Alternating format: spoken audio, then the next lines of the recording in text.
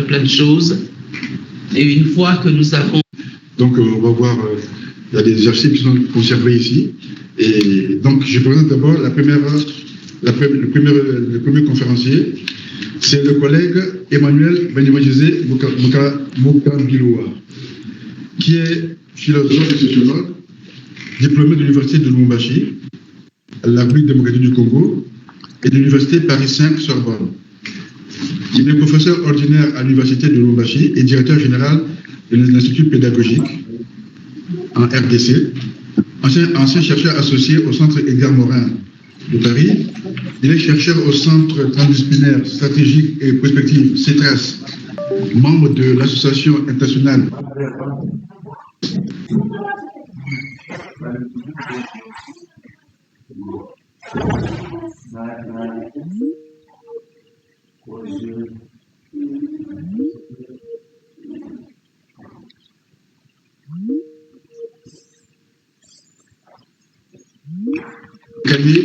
jeune chercheur de l'Université Mouabi de Brazzaville. Alors, parmi ces ouvrages, il y en a beaucoup, je vais prendre peut-être 3 ou 4. Le tout dernier, en 2021, l'avant-dernier, puisque je n'ai pas pris ce qui est sorti récemment, en 2021, il publiait un ouvrage, Variations épistémologiques sur l'œuvre d'Edgar Morin, Pensée complexe et universelle, complexe et universelle de la rencontre. Pensée complexe et universelle de la rencontre, aux éditions des Cibles. En 2020, il a publié En finir avec la politique de différence en Afrique, leçons de mouvements sociaux et de Covid-19, édition des Cibles. Et en 2015, hommage à Julien Akilanga Moussende, une parole en itinérance, réflexion et témoignage sur un parcours intellectuel, édition d'Armada. Et je prends l'autre en 2013, Frontières et gouvernance sécuritaire pour le développement économique de la République démocratique du Congo, la République démocratique du Congo, l'Armada. Donc, Frontières et gouvernance sécuritaire pour le développement économique de la République démocratique du Congo. Alors, le titre de son intervention, c'est le suivant: universaliser pour faire humanité ensemble selon la philosophie de Souleymane Bachir Diagne. Chers collègues, à toi la parole pour une trentaine de minutes, puisque je vous dis pourquoi. À toi la parole. Merci. Alors, je vais dire toute ma gratitude d'être dans ce pays qui m'a formé et remercier les responsables de l'Université de Pau et des pays de la Dour d'avoir fait bon accueil à ce projet initié et porté par les collègues aînés et intellectuels total Abel Kouvama, à qui je renouvelle mon estime et ma gratitude. Alors, je vais parler pendant une vingtaine de minutes de Souleymane Bachir Diagne, que nous connaissons tous ici, et dont chacun de nous a déjà fréquenté l'œuvre, mais je vais dire ce que j'en pense et la façon dont j'ai lu cette œuvre-là.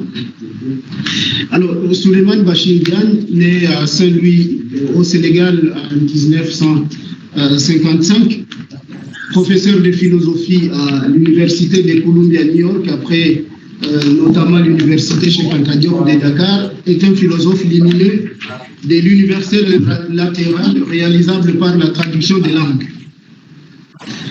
C'est en fait c'est tel que je vais essayer de montrer très rapidement. Sa pensée de l'universel s'élabore au gré de sa trajectoire intellectuelle dans différents lieux géographiques, dont les villes situées au bord de l'Atlantique, carrefour maritime autour duquel la modernité et la mondialisation structuraient les rapports entre l'Europe, l'Amérique et l'Afrique. Cette pensée comporte plusieurs dimensions, dont la logique, l'épistémologie, la philosophie du langage, l'esthétique, l'anthropologie et l'éthique. Elle se nourrit des diverses archives du monde. Ces archives lui fournissent des bases théoriques et des provisions philosophiques et intellectuelles pour décrypter et comprendre la complexité du monde et de l'être humain.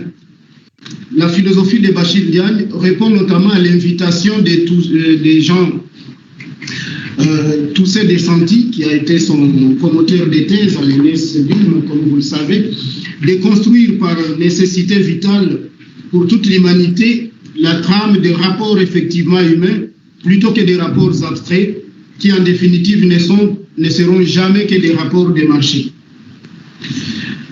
les essais tels que l'art africain comme philosophie, donc celui-là, faire humanité ensemble et habiter le monde, de langue à langue, je crois que je l'ai amené, de langue à langue, universalisé, et les livres d'entretien Ubuntu, donc, poursuivent et enrichissent la réflexion philosophique sur l'universel en tant que moyen de concevoir une humanité inclusive de toutes les humanités.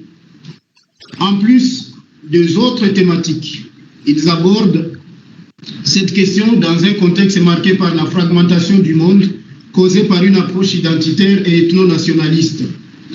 Investissant et brassant des viatiques linguistiques, culturelles, philosophiques, occidentaux, africains et islamiques, cette œuvre réfléchit à partir d'un point de vue d'un philosophe africain, parce que Souleymane Bachir s'est défini ainsi comme un philosophe africain, en tout cas à la page 125 de ses livres. Donc son œuvre réfléchit sur les problèmes de notre époque, dont c'est lié à l'universalisme érigé en universel de surplomb, pour reprendre une expression de Maurice Merleau-Ponty, subjuguant les cultures, les langues et les récits des peuples du monde. L'œuvre de Bachir constitue une contribution philosophique importante de mon point de vue, non seulement pour repenser les problèmes africains, parce que on ne peut pas simplement, quand on est philosophe venu d'Afrique ou un philosophe africain, se couper des débats qui ont cours sur les continents, mais aussi pour reformuler toutes les grandes questions qui sont celles de l'humanité. L'œuvre de Bachir Diagne se donne à lire et à comprendre la philosophie africaine comme une présence africaine en philosophie, et non pas comme une quête d'une africanité clôturée sur son altérité culturelle figée. Nulle culture ne comporte des sens fixes. Il n'en est pas autrement de la philosophie. Philosopher, c'est penser en mouvement, toujours en dialogue avec d'autres philosophes ou d'autres penseurs. Et Bachir Diagne dialogue avec beaucoup de penseurs, dont Georges Boulle, Henri Bergson, Mohamed Iqbal, Léopold Sédar Senghor, Placide Tempels, Alexis Kagame, Paulé Otonji, Émile Benveniste, Emmanuel Kant, Hegel, Husserl, Heidegger, Lévinas, Jean-Louis Amsel, Nelson Mandela, Desmond Tutu, Barbara Cassin, pour ne citer que ceux. Une part importante de sa pensée, au-delà des travaux sur la logique et l'épistémologie, se développe dans ce qu'il appelle les triangles, dans ce qu'il appelle les triangles Bergson-Senghor-Iqbal. Les dialogues philosophiques se réalisent aussi par l'acte de traduction. Ouverture et hospitalité, la traduction crée la rencontre et la réciprocité des langues, des cultures et des humains. Au demeurant, elle contribue à la tâche qui consiste à faire humanité ensemble. Ainsi, je cite Bachir Diagne, que la philosophie soit l'affaire d'individus qui justement rompent avec l'attitude naturelle d'immersion et d'enfermement dans leur culture et leur environnement, cela devrait ouvrir la possibilité que la philosophie transcende les peuples et les territoires, que les individus isolés créent continuellement une communauté transnationale et pas seulement et avant tout masculine. Cela permettrait à la compagnie des philosophes, ainsi que l'appelle Roger Paul Droit, d'être ouverture. Non pas que les philosophes soient toujours d'accord, mais en parlant le même langage. Il ou elle pourrait dialoguer, qu'il ou qu'elle soit ou non en total désaccord. Fin de citation. Il y a là une revendication de la liberté de pouvoir penser de manière décentrée et ouverte à toutes les pensées, à toutes les traditions, en s'appropriant diverses archives. Décentrement par rapport à une philosophie qui s'institue comme la philosophie, en y a toutes les autres. Décentrement aussi vis-à-vis d'une philosophie qui s'épuiserait dans l'apologie des particularités culturelles. Bachir Diagne est d'accord avec Paulé Otonji pour dire que la philosophie africaine, ou plus précisément la philosophie en Afrique, est une philosophie qui, comme n'importe quelle autre, se veut être une réflexion méthodique et critique ayant l'universel comme visée. Dans son autobiographie intellectuelle Combat pour le sens, Otonji s'insurge contre le maintien du penseur africain dans une position où il